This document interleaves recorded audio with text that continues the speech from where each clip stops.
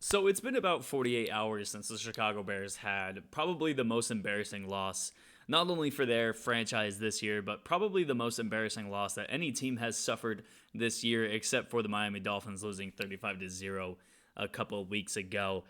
But with that being said, the Chicago Bears at this point not only have the most embarrassing loss of the year by any team in this season, they probably have the most embarrassing general manager head coach combo in the entire NFL and probably one of the worst ones we've seen in NFL history.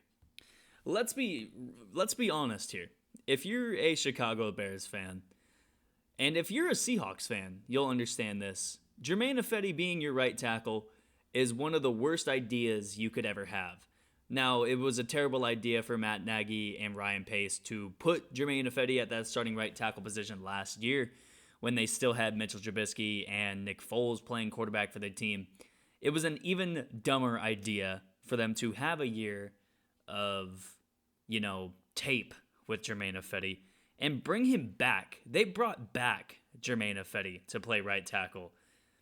And with Justin Fields being your quarterback, that's just not a good idea to have Jermaine Ifedi as your right tackle. Not only is he going to have at least one or two false starts a game, he's going to give up 1 to 2 sacks a game.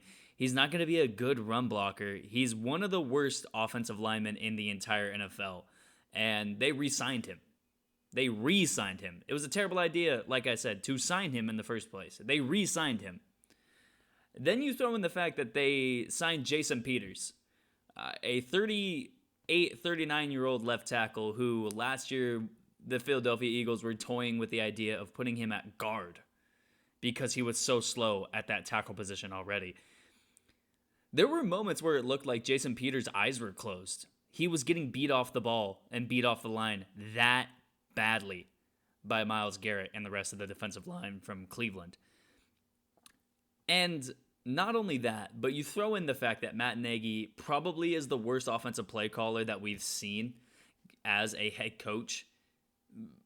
Again, in NFL history, like you get a team that has names like David Montgomery, like Allen Robinson, like Justin Fields, like even at that tight end position, they have Cole Kmet and they have Jimmy Graham, two guys who are decent players at their position. And you score 6 points. Not only does it speak to the fact that their game plan was just terrible for Matt Nagy's position and play calling, but it also speaks to the fact that they obviously, with Matt Nagy as the head coach, do not have a chance to change up whatever they're going to do throughout the game. And with that, just the fact of the matter is Matt Nagy needs to be fired, but that's never going to happen as long as Ryan Pace is the general manager. Chicago Bears fans, I feel really poorly for you because of what is going on with the current head coaching situation in Chicago. Because not only are you suffering through this era with Matt Nagy, you suffered through a 3-year era with John Fox as your head coach, where your point differential was negative 240 almost in 3 seasons. And before that, you had a 2-year stretch with Mark Trestman as your head coach. Not to mention you fire Lovie Smith a year after he goes 10-6. This team is just so poorly run from the head coaching standpoint, from the front office standpoint. And the reason that neither of those two are going to get fired is because both of them need each other to succeed. Matt Nagy needs Ryan Pace to succeed. Ryan Pace needs Matt Nagy to succeed. Neither one of these guys are going to throw each other under the bus because they've been basically joined at the hip since both of them came to this team. And they've just been so bad. They've both just been so bad. Like I said, Jason Peters and Jermaine Ifedi being your left and right tackle, that's just a terrible combination. Either one of them is a terrible option at this point in their careers. Jason Peters was an all-pro left tackle at one point in his career. I understand that. But you're not paying Jason Peters to be the 28-year-old version of himself. He's 39. He was playing guard last year for the Philadelphia Eagles at one point. He's not a good left tackle for a mobile quarterback like Justin Fields, who is in his first real playing time at this league at this level. He got sacked 9 times. Like, you know it. Everyone knows. He got sacked 9 times the other day. They had like 62 yards of offense. And the only real reason that they won a game this year so far is because Joe Burrow just had a rough game a couple weeks ago. At this point, it's like Matt Nagy should be counting his lucky stars that he has not been fired yet. He should have been fired 5 minutes after the game the other day. But like I said, Ryan Pace can't... He's not going to fire Matt Nagy. He's not going to fire Matt Nagy because that means he's going to get fired at the end of the year. That literally is all that means. I understand that the Halas family is as an owner of the Chicago Bears, the Halas family is one of the most notorious families in NFL history. They've had a name throughout the entire league history. But they just don't fire people when they need to. Matt Nagy should have been fired after last year. Matt Nagy should have been fired before this year started. Matt Nagy should be fired right now. Same with Ryan Pace. There's plenty of more issues, like trading for Nick Foles, like signing Robert Quinn to the contract that they signed him to, like many, many other issues that have plagued the Chicago Bears team. Both of these guys need to be fired. I think any other franchise would have fired both of these guys by now. But they're still here, and as long as they're still there, the team is going to be a dumpster fire. Now, the annoying part about making this video is that this team could still go 8-8 and either make a wild card run and maybe win a playoff game or just look completely overwhelmed like they were last year against the Saints.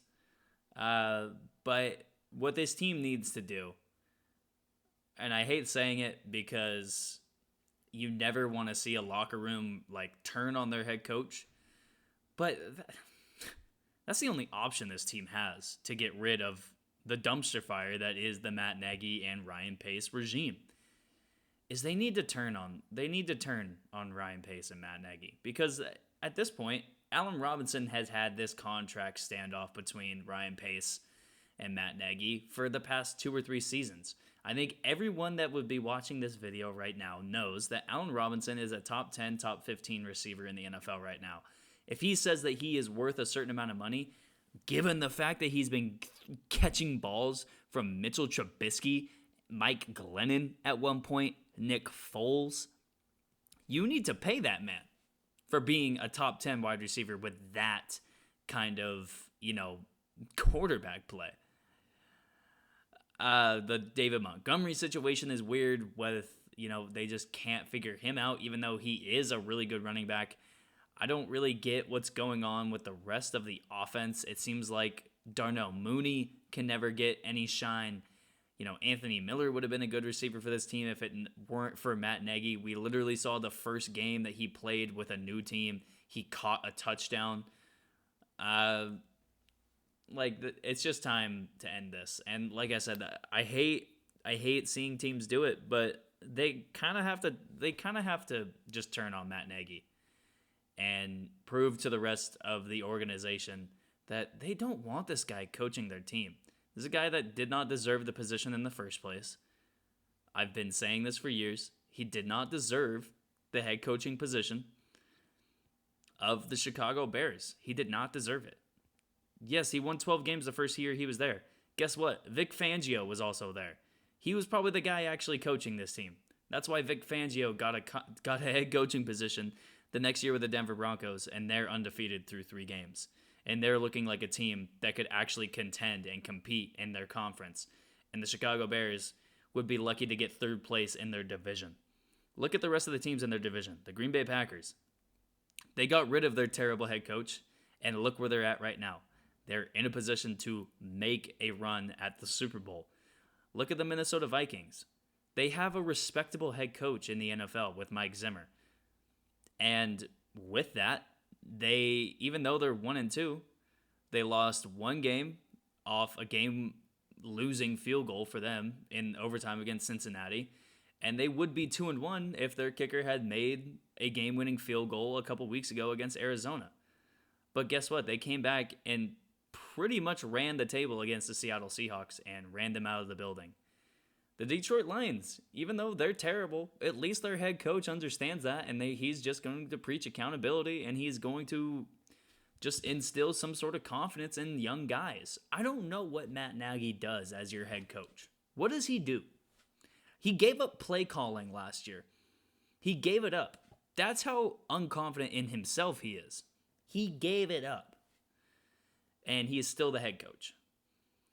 And Ryan Pace is still the general manager. And the Chicago Bears are going to forever be a dumpster fire as long as not just both of them are there, as long as either one of them are there. This team is a dumpster fire. With all that being said, I hope you enjoyed the video. If you did, make sure you leave a like. If you didn't, make sure you leave a dislike. Any feedback from you at this point is much appreciated. And I'll see you in the next video. Peace.